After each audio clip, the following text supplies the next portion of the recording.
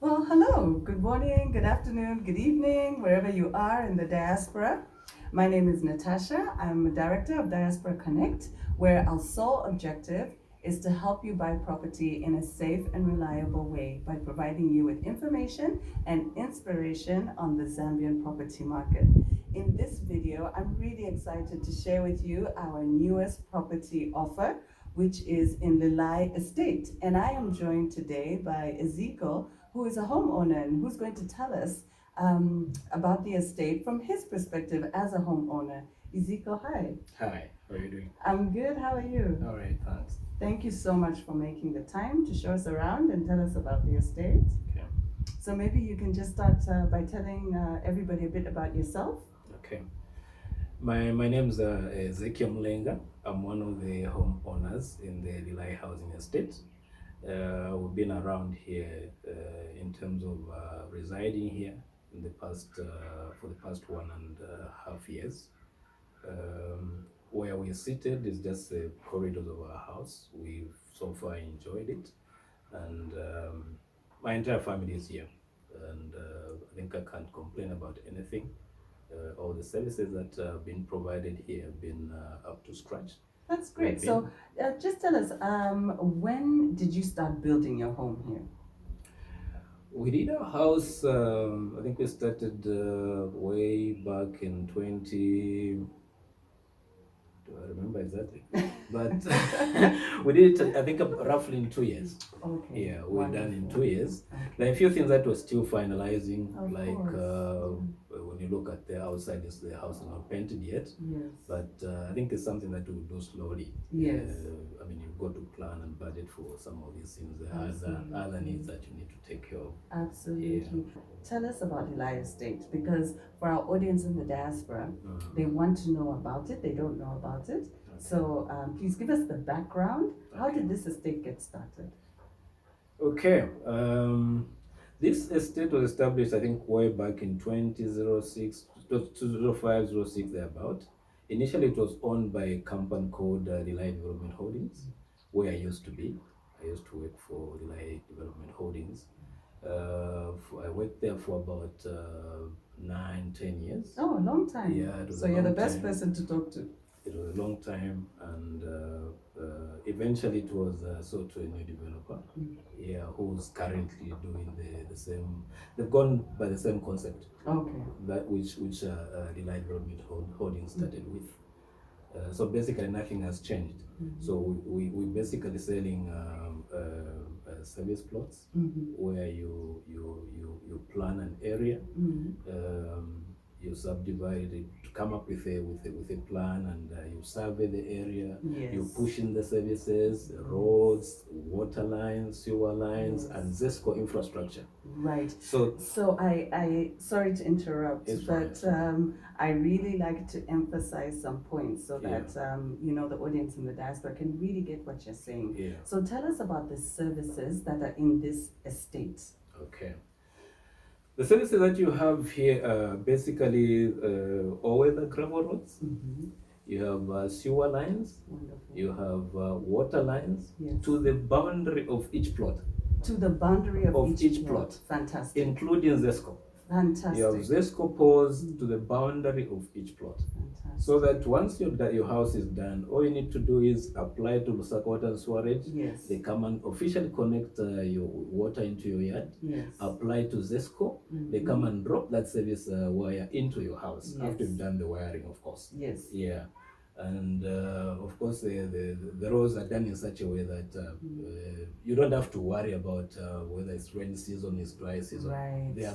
They're nicely done by competent people. And that's why you said all-weather gravel roads. Okay, Yeah, fantastic. I think that's so important, because I always get asked by people in the diaspora that, oh no, but there's a certain person who's selling plots, or there are plots that we saw on the internet, very small plots, no services. Okay. And I think that is dangerous.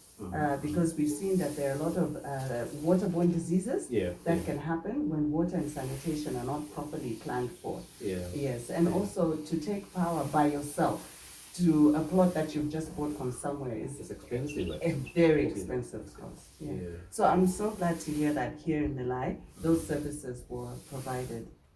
So tell us about how many plots are we talking about? How many, you said that there were subdivisions? Yeah. Yeah, so how many plots were created from in this area? Natasha, the original plan was to do about, I think, 2,500, if my memory serves me right. But I think they've been replanning along the way. The extent of the land itself, which houses the estate, is about 240 hectares. Yeah, it's quite massive. Yes. It's quite massive. So what we've been doing is you create what are called villages.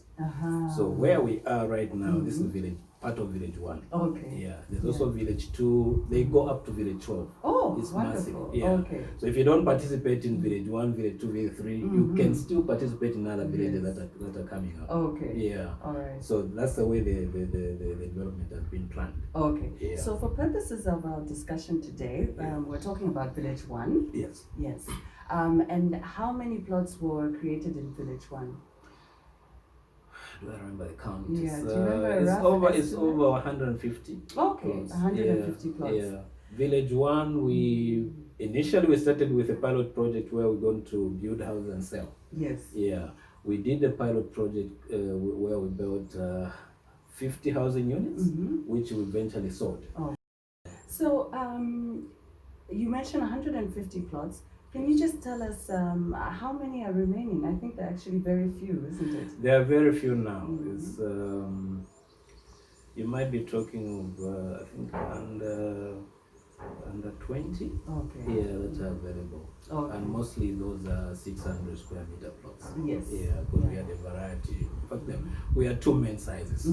There was a 300 square meter plot, then a 600 square meter plot. Yes. The 600 square meter plot basically is a combination of 2 300s. Yeah, yes. because most of the plots were originally surveyed as 300 square meter plots, which are 15 by 20. Okay. And, you have deferred terms. Yes. Yeah, where you can pay for a plot maybe over 6 months. Yes. You can pay for a plot over 12 months. Yes, and I think the limit also, now is 12 yeah, months. now the limit is 12 Which is still very good because it's a still lot of affordable. people Yeah, need those payment terms. Exactly. Affordability, as you're saying, is the key. In fact, when you look at the majority of the people that bought plots in this area, most of them settled for deferred terms. Okay. Yeah, it gives you that flexibility, Exactly. a bit of relief, and I mean, there are so many needs that you need to cater for. Yes. So you've got to budget your income in such a way that you, of course, you're servicing the plot. Yes. Okay, and also taking care of the other needs. Exactly. All of us are family members. I mean, family people. So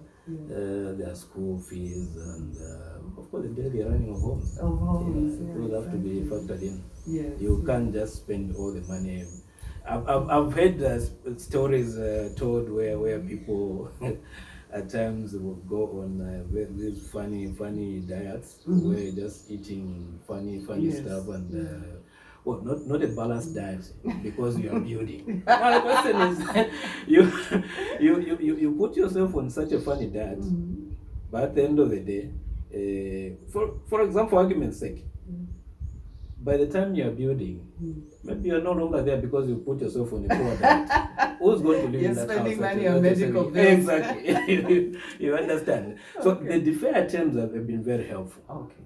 Yeah, generally speaking, I think they've been helpful, and this is why you're seeing a lot of development coming up now. Yes. Yeah, there was that relief, people were able to pay for their plots, and then they plan to start building. Yes. That's the same process that we went through as well. Yes, Yeah. and before I get into that, I just want to also mention that there are the bigger plots, which are 600 square meters, and could you tell us the price for those, roughly? Okay, I put you under the spot. And maybe I would need to refer to my I wish my laptop was here. Yeah, sure. Yeah, but people can get in touch with us. Yeah. In the description box below, we are going to provide a link which will give you all the information on Lilayi, and we'll be able to get that pricing for you. And if you're interested, also the deferred payment plans. Now, coming back to the estate, give us some reasons why you think this is a good place to buy a plot. You've lived here, you've Yeah. worked, with the original developers. Yeah. So give us your take, because now we see so many plots around Lusaka coming up. Why should someone come and put their hard-earned money into the Lilayi estate? Natasha, to start with, Mm. I think you've driven around this area, Mm. and I think you've noticed that it's quiet. Yes. This is a very quiet place. Yeah. Whether it's a weekend, it's a working day, it's just like this. Fantastic. Okay, we are outside here, but there's no noise Yes. to disturb what we're discussing here. That's correct. Okay, that's one. In terms of, I think the other thing that I need to talk about is security. Yes. Okay, our carport is there's no shutter there. Yeah. Okay, we leave our vehicles, and for the other houses that are in front there, because they even have a smaller. I mean, for some of the houses, the yards are smaller, so you can put up solid fences. Yes. They park outside. Yes. Yeah, it's rare that you hear the vehicle has been disturbed. There are disturbances on the vehicle. It's very rare. Yes. So in terms of security, I think, of course, we need to work hard to make sure that we maintain what we've been enjoying. Yeah, because you can't lower your guard because your past experiences. You don't need to do anything about security. Yeah, we just need to be on the lookout. Yes. So that's one of the things. In fact, the entire estate is actually in a wire fence. Okay. It's enclosed in a wire fence. The original idea was to do wire fences around each village, but I think maybe with time that might be done. Right. I can speak on behalf of the developers. Yes. Yeah, but that is likely to have to be done anyway. In terms of water supply, you have water 24/7 here. Fantastic. Yes. No, I mean, in There's- Lusaka today, I Yeah. have to say that is gold. Yeah, you can ask anybody. Yeah, I know our friends outside the estate. They struggle. They haven't been serviced by. They don't have water.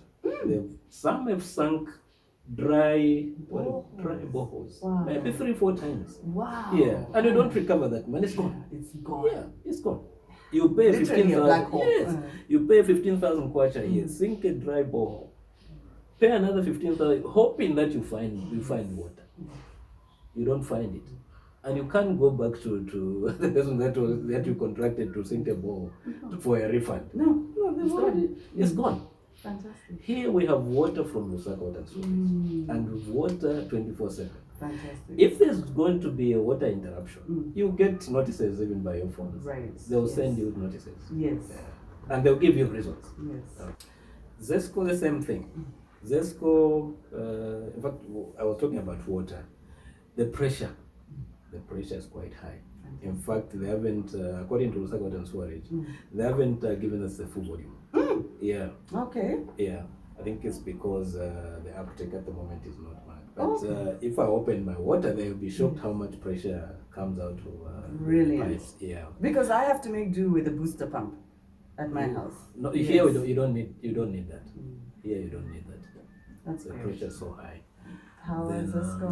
Power, we have power throughout. Of course, there are these normal load shedding that we're Yes, experiencing. that we're all like, experiencing. Yeah, like everywhere. Yeah.